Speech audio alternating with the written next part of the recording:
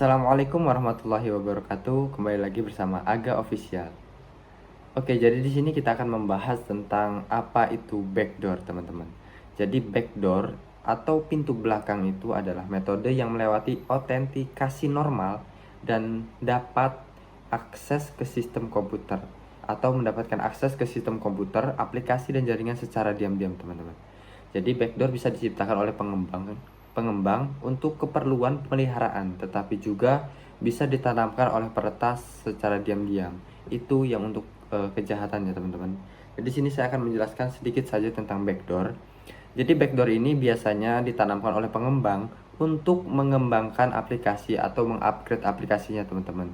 Jadi ketika klien minta sesuatu, aplikasinya ingin dikembangkan atau di-upgrade ke yang lebih baik lagi, jadi pengembang tidak perlu lagi meminta akses kepada klien, teman-teman, untuk masuk ke bagian database dan ke bagian servernya, teman-teman.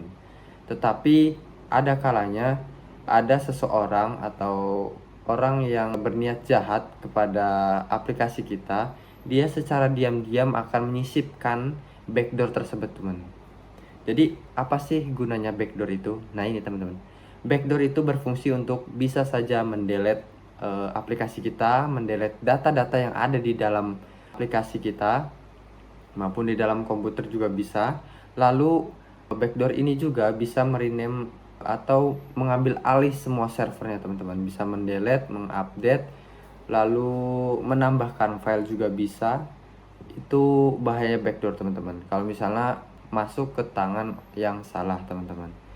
Tetapi ketika itu dipergunakan oleh pengembang, itu cukup mempermudah pengembang, teman-teman. Tetapi pengembang juga ada yang ya sedikit sedikit curang lah gitu ketika sudah membuat aplikasi, karena dia tidak ada pemasukan lagi di bulan ini, maka disisipkanlah backdoor tersebut, teman-teman. Nah, backdoor ini biasanya digunakan untuk sedikit membuat kesalahan lah di aplikasinya. Lalu klien yang bingung dengan error tersebut maka akan menghubungi kembali developer tersebut. Nah, itu sangat ya banyak sekali lah developer atau pengembang yang menggunakan backdoor ini untuk keperluan seperti itu, teman-teman. Dan di sini saya akan mencoba menjelaskan caranya menggunakan backdoor ini, teman-teman. Jadi di sini saya hanya mengedukasi saja tentang backdoor. Tetapi saya tidak akan menjelaskan secara rinci codingannya, tetapi saya akan menjelaskan bagaimana cara kerja dari backdoor ini, teman-teman. Oke, yang pertama tentunya kita harus menyisipkan script ini ke bagian server kita, teman-teman. Jadi di sini saya sudah menggunakan Laragon, teman-teman. Bentar. Oke, di sini karena saya menggunakan Laragon, jadi saya disimpan di bagian C, lalu Laragon dan www. Kita akan coba cek dulu scriptnya, teman-teman. Kita cek terlebih dahulu di bagian apa tadi, di C, lalu masuk ke bagian Laragon. Nah, di sini saya menggunakan servernya Laragon ya, teman-teman. Makanya kita di Laragon tidak disam. Banyak kemudahan di Laragon, teman-teman bisa cek sendiri di video-video YouTuber yang lainnya. Karena Laragon itu enak digunakan, cepat juga, teman-teman. Jadi setelah itu kita masuk ke bagian Laragonnya www untuk membuka filenya ya, teman-teman. Jadi script itu harus berada di dalam servernya, teman-teman. Kalau misalnya nggak di dalam servernya tersebut, dia tidak bisa bekerja. Jadi di sini saya sudah membuat folder yang namanya hack. Kalau nggak kita coba aja diubah menjadi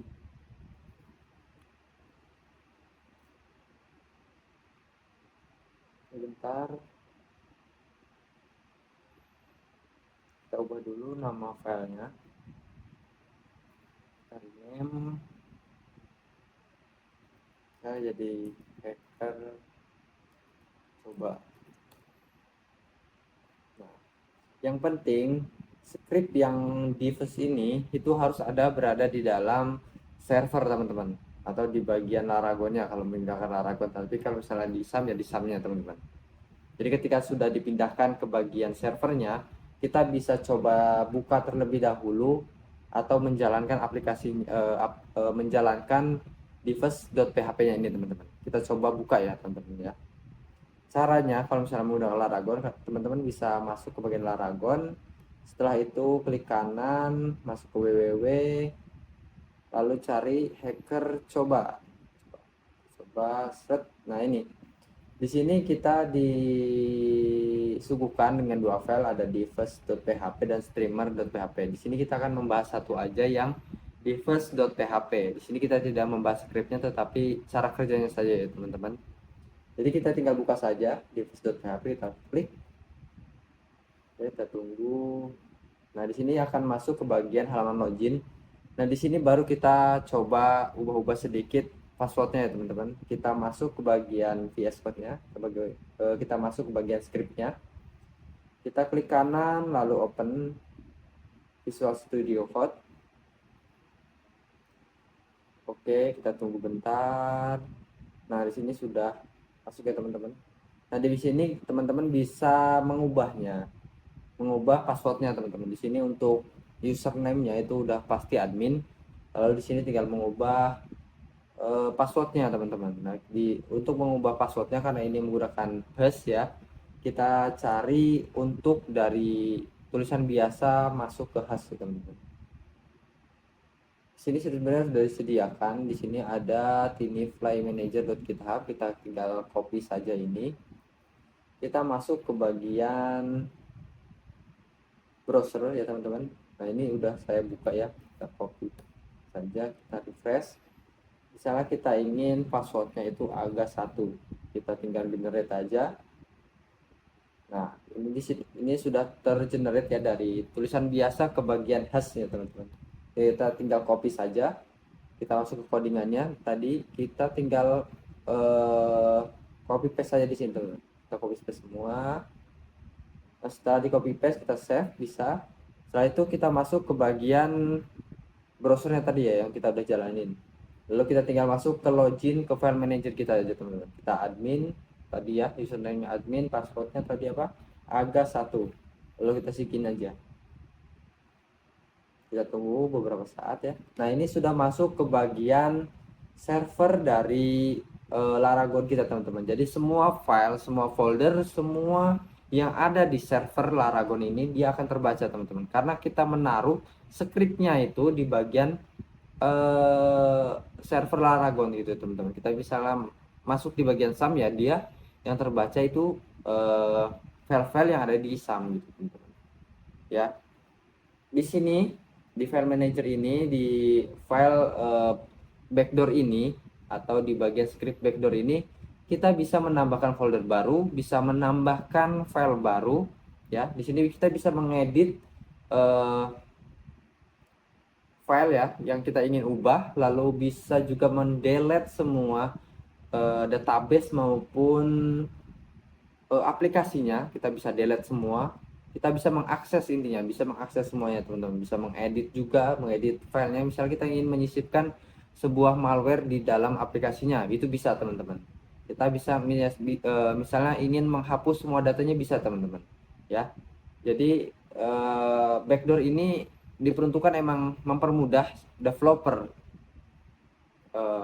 diperuntukannya ya, tetapi pasti masih ada saja yang peretas yang ingin mencoba atau ingin menghapus atau ingin mengambil data-data ya dari sebuah aplikasi gitu teman-teman. Pasti backdoor ini pasti akan secara gencar akan terus ada gitu teman-teman.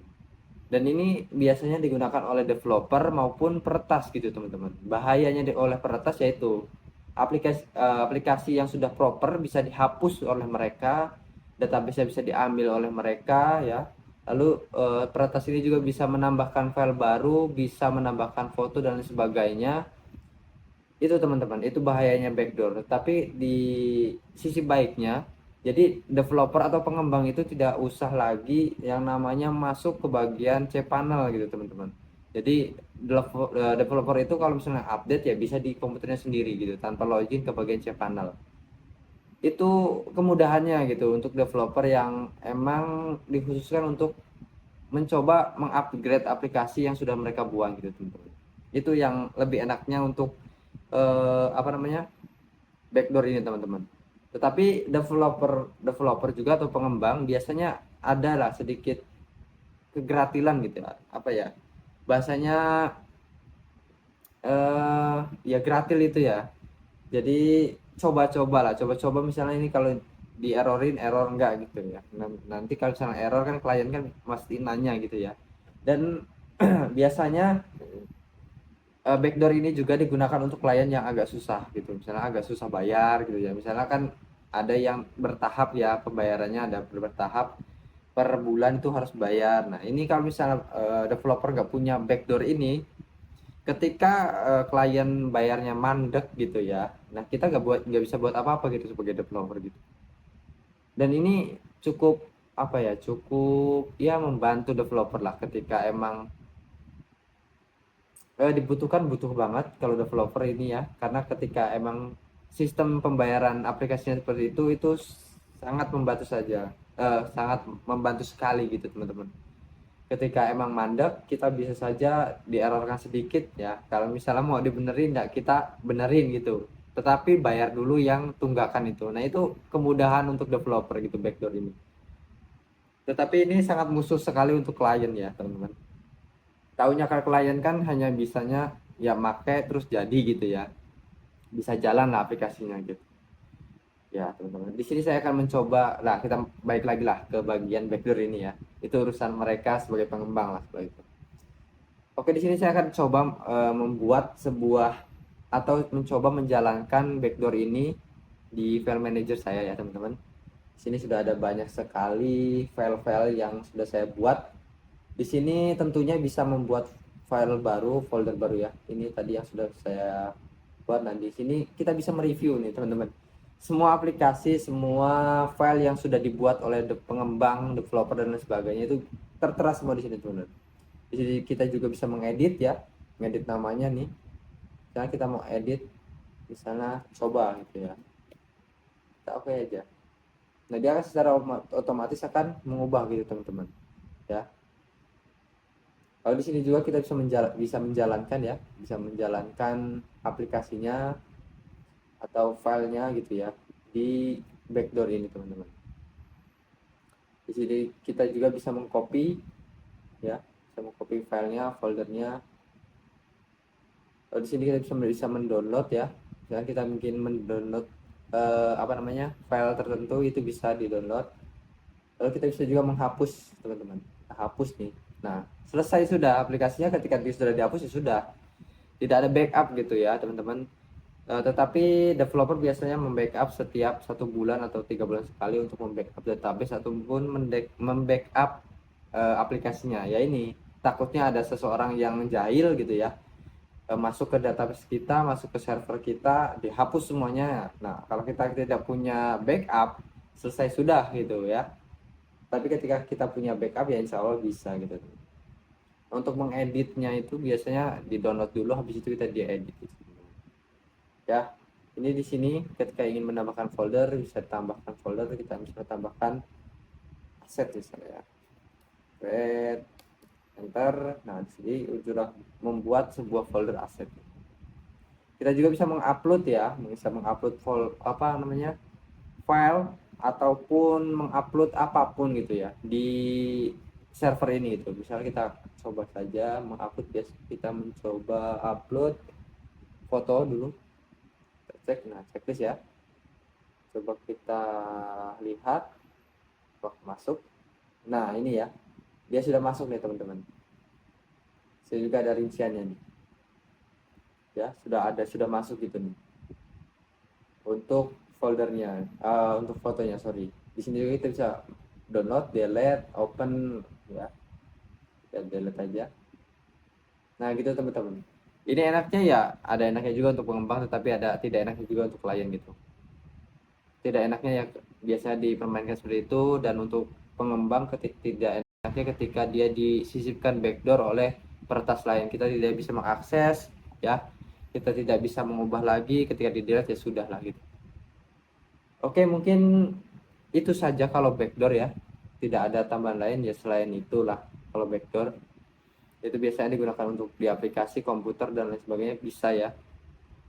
Dan Mungkin cukup sekian ya untuk penjelasan aplikasi, oh sorry sorry, untuk script dari backdoor ini. Scriptnya simple tetapi bisa mengakses semuanya, bisa mengubah, bisa mendelete dan lain sebagainya di satu script saja, satu file script aja ya teman-teman. Oke, mungkin cukup sekian penjelasan backdoor dari saya, kurang lebihnya saya mohon maaf. Saya akhiri, wassalamualaikum warahmatullahi wabarakatuh.